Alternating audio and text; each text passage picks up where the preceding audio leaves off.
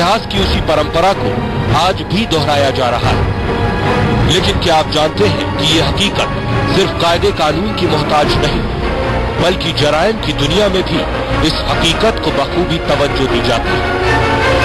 संतोखबेन जडेजा भी जराइम की दुनिया की रानी थी। लोग उसे गॉड मदर के नाम से भी जानते थे।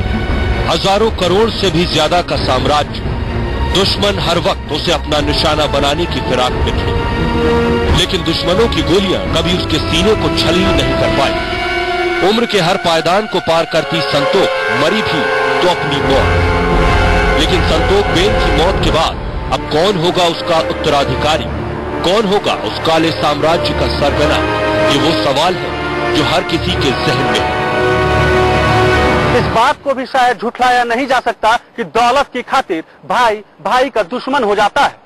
ऐसे में 1000 करोड़ रुपए से भी अधिक की विरासत को अपने हाथ में लेने की चाहत हर किसी के जहन में जरूर होगी।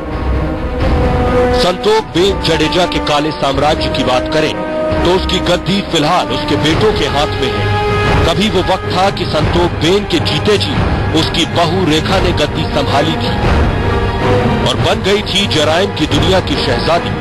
लेकिन गॉड मदर के जीते जी उसकी कुर्सी पर काबिज होने की कुव्वत किसी में नहीं थी, या फिर उसकी कुर्सी पर काबिज होने की हसरत भी जहन में लाना मौत को बुलावा देना था।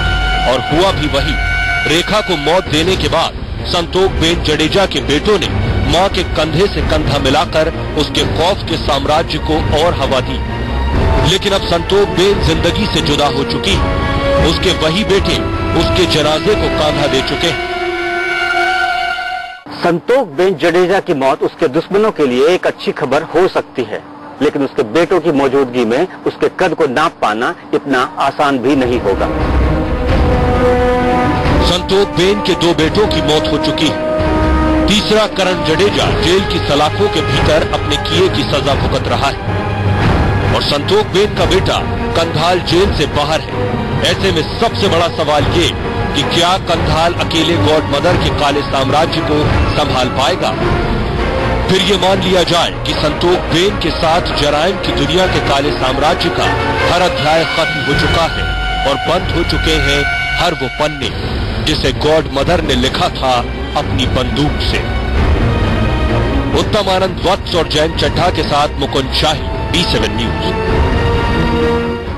तो ये थी एक लेडी डॉन की दास्तां। फिलहाल हमारी खास पेशकश में इतना ही, लेकिन खबरें P7 न्यूज पर लगातार जारी रहेंगी।